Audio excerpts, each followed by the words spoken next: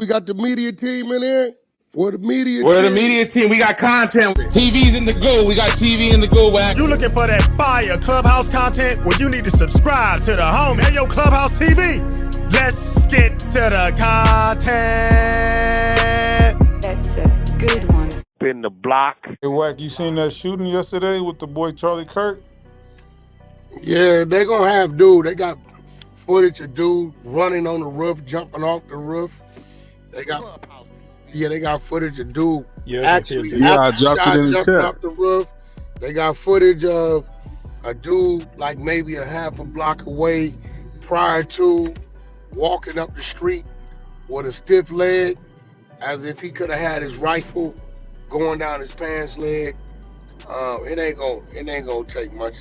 There's too many cameras places. You can do something, but getting away with it is slim to none these days. Because when you leaving, the ATMs, people's ring cameras, the traffic cameras. I don't know if you've been noticing, but a lot of these LAPD like little light cameras sitting in parking lots is too much. They gonna catch her. They gonna map it down and lock you down. They have him in a minute. They got the footage of him getting off the roof. They gonna follow him to the roof. Yeah, that's what I just dropped in the chat. The last link. Yeah. So I think where we are right now with gun violence is an all-time high, and it's gonna keep climbing. You see, the little 13-year-old got caught with like 38 guns. He said he was finna go do a mass shooting in school. Wait, what? Yeah, 13-year-old yesterday up in Seattle. Beds, he flashed us. He like 30 some guns. He was a white kid. He was ordering the parts and making them himself. Like 12 handguns, all the rest assault rifles. Had his backpack packed, the magazines. He had the different names of mass shootings, like the schools and shit. And he happened to flash a gun on social media, and that's what made him go over there, and they found all that shit. So like they was ghost guns? Ghost guns? Or no? Yeah. He made them all. There was a school shooting while Charlie Kirk was on that podium.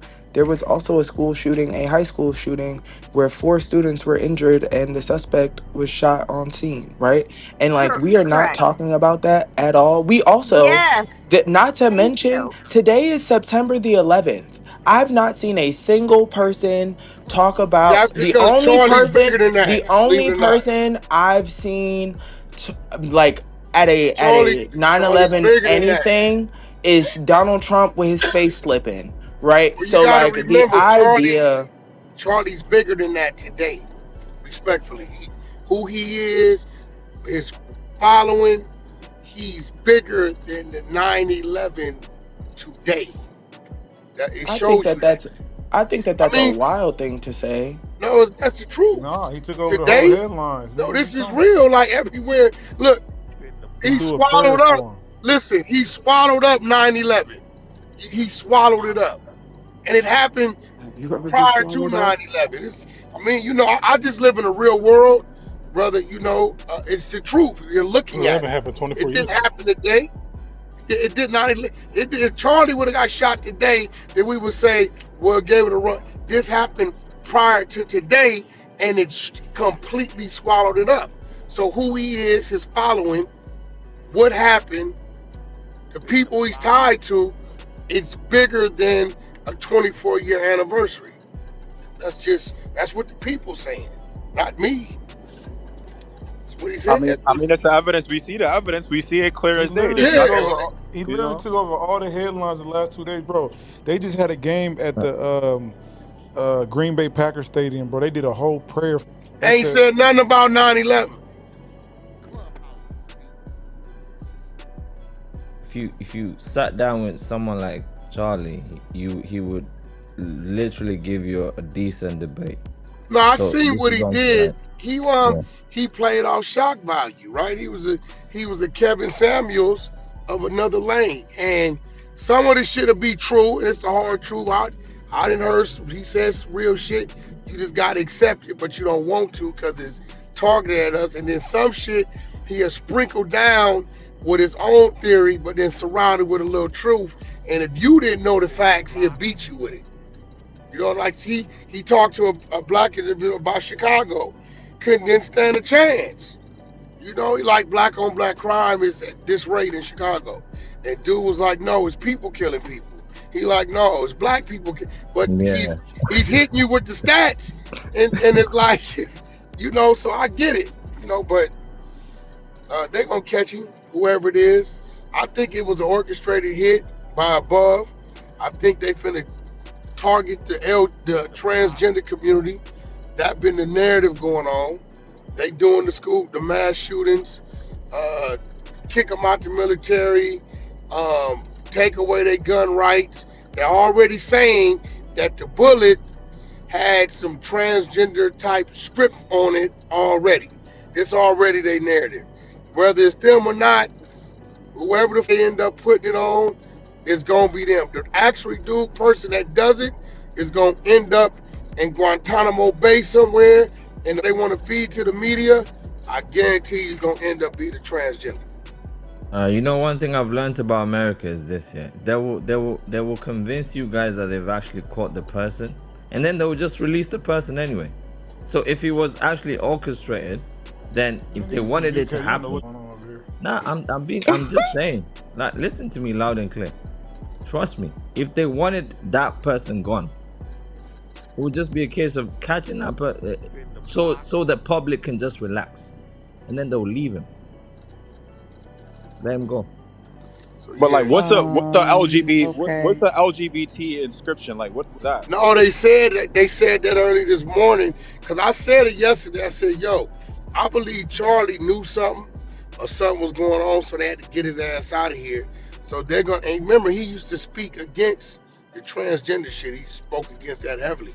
So I'm like, all right, this is the perfect time to get him out the way, pin it on them, and continue to run their narrative. So by them saying it was some LGB script on the bullet, right, was crazy to me. But it's like, here it come. Like, here this shit come.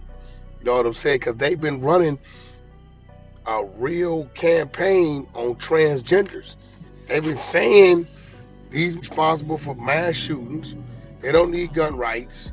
All this crazy shit, right? So now they're saying the bullet, I guess, that entered him, they didn't retrieved it, and it was engraved with some transgender script. They ain't said what it is. So we're gonna sit back and watch the show. Wack, it wasn't a bullet, it was the magazine. They said it was the magazine that had What some shit on it. all the one they found, okay, well Yeah. there you go. So they already setting, you know, they already setting up their play.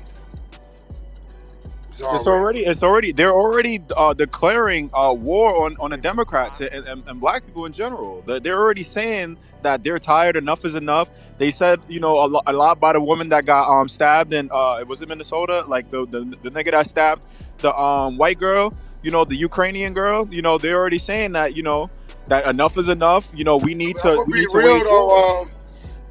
It's been a war on blacks. That shit ain't nothing new. Hey, but that situation with the Ukrainian girl on the train, though, and my bad, I'm just getting back. I don't want to repeat nothing, but I find it funny, right? When that situation that popped off with the Ukrainian shorty on the train, when we first saw it, we saw no images of what happened. The second day it came out, we saw him raise the knife and they stopped the footage. The third day it came out, we saw him stab her and then we saw the shit blurred out. But the first day Charlie Kirk get shot up through the neck, an hour later, we seen all graphic images. Like, No, what it does wasn't that no mean? hour later. It was right then. Niggas was filming, bro. Yeah, Yeah, right there. But Bro, it was we right saw there. it Yeah, though. We yeah. saw it. yeah, but you got the bus. You got some footage that's controlled by a company versus footage that's controlled. It's 20,000 people out there with their cameras on. They couldn't stop that, bro. Hey, look, it was Wasn't no 20,000 stopping people that. with their cameras. How many camera angles y'all saw when that shit Nah, popped off? I saw 4. that Charlie I'm just Kirk saying. execution was What I'm different, man. saying is, there's no stopping people who ran out of there with it on their phone. Now, when a lady got cut, they could control that because it was on the train or bus, whatever they was on. They could control that. right? That camera footage came from there. But when you got people out there with their cameras on, bro, you can't stop that shit. Can't stop it. It's going up. Yeah. Trust me, I know. Hey, I'll just say I find it funny that, you know what I'm saying, with this whole situation. I don't know why we get into a whole black and white conversation when this was a Charlie Kirk situation. He got shot by a white man, but for some reason now when we talk about this on platforms like Clubhouse or Instagram or whatever, it goes back to the black and white shit. Why They is that? talking about that because that used to be a lot of his derogatory content was speaking on black But people. it really wasn't though. Like he really didn't say nothing crazy, and that's what I'm saying. I feel like that's He the said flip. shit that black people didn't want to hear. He definitely, I could play some shit right now where he said all kind of shit. Martin Luther King didn't deserve a holiday. Mm. He said, when I get on planes and I see a black person, I don't know if they qualified or, they there because of affirmative action, all kind of shit. He said all kind of Yeah, crazy shit. he was talking about the pilot, and then even with the Martin Luther King. So here's my thing, right? A lot of things that he spoke about, even when it comes to reparations, the black community is divided 50-50 on the same conversation. So if he's Yeah, saying I don't think the black community deserve reparations or it doesn't make sense, but we sit here on Clubhouse, and if anybody open a reparations room, we gonna have black people divided 50-50, half and has half. nothing to do with how big that man's platforms is, bro. Well, It's yeah, the nothing same, to but do. it's the No, it's not the conversation. same. You crazy. Do you know how big that man's platforms is? It is not the same, bro. So And Nowhere and near it. so we stay. If I'm gonna be honest, you sound like you're trying to give an excuse for why you get like, no, yeah. no, no. It ain't no excuse, and I ain't defending shit. What I'm saying is, I find it funny that when somebody speaks on something, and when it comes to the black community, like whether this person is Indian, Asian, whatever the case is, and when we dig into that topic, the black community themselves is splitted and divided 50-50 on the same topic. That's what I'm saying. Like that, I think that shit crazy. Okay, and the 50% that doesn't agree is who you're gonna hear. That's a lot of people. Nah, facts. There's a lot of There people you either have it. way. Simple math. It's simple math. The 50% that don't agree is who you're hearing. That's why you're saying, why is it? Because it's 50% of the people that don't agree with what he's saying. No, but that's true. But then also, it's like the issues that are in other communities we're not able to talk about, right? Like, can I go to a Jewish community and tell them, Nah, you know what I mean, about what they're doing? No, they will not. They would never allow me because I'm not Jewish, right? So I find it funny how, when it comes to, black people and like what we want to discuss, we don't want other white people to discuss the issues that we are having. Why is the problem with that?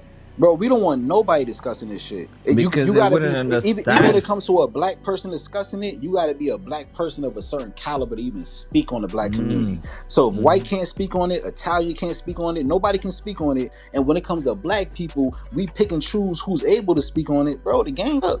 Like who can speak on what? Now AI about to take over and ain't nobody about to speak about shit because they gonna make this artificial intelligence make all the decisions for y'all niggas. Clubhouse TV.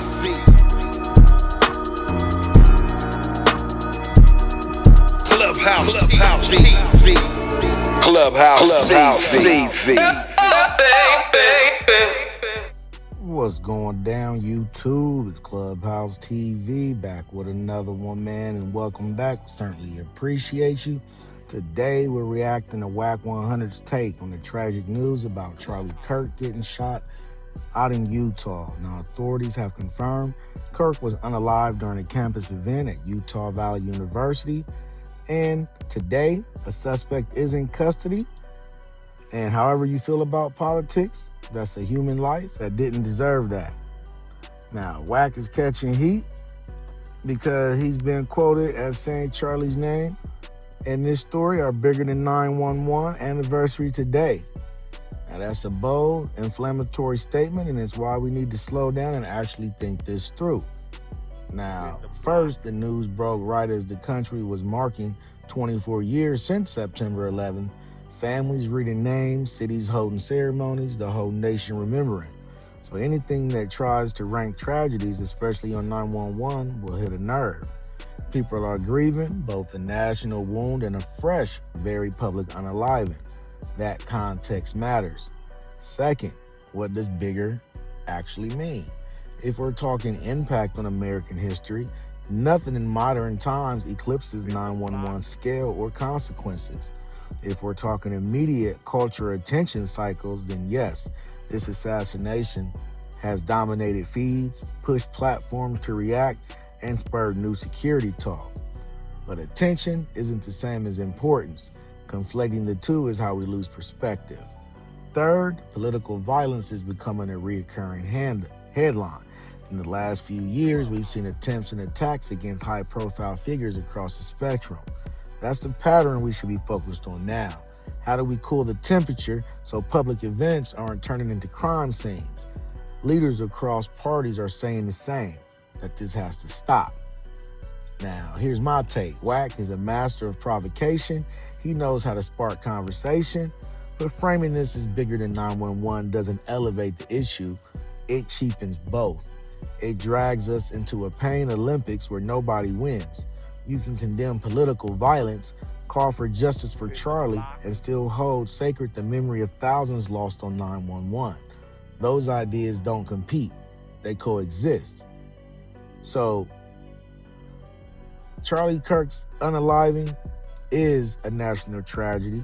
911 remains a defining national tragedy. We don't need to stack them on a scale. Honor the dead, protect the living, and demand a culture where arguments end in votes and words, not bullets. Now, was Wack speaking uncomfortable truth about media cycles, or did he cross the line by invoking 911? Let me know what you think about the content in the comments. Don't forget to like, share, comment, and subscribe. Hit that notification bell so you're always notified when I drop new content. Subscribe to the media team so you get that exclusive Wack 100 content. Any questions, suggestions, need me to advertise for you on my channel with over 44,000 subscribers? Just get at me on IG and I'll get right back to you. As always, certainly appreciate you checking out Clubhouse TV. Off to the next one. Peace.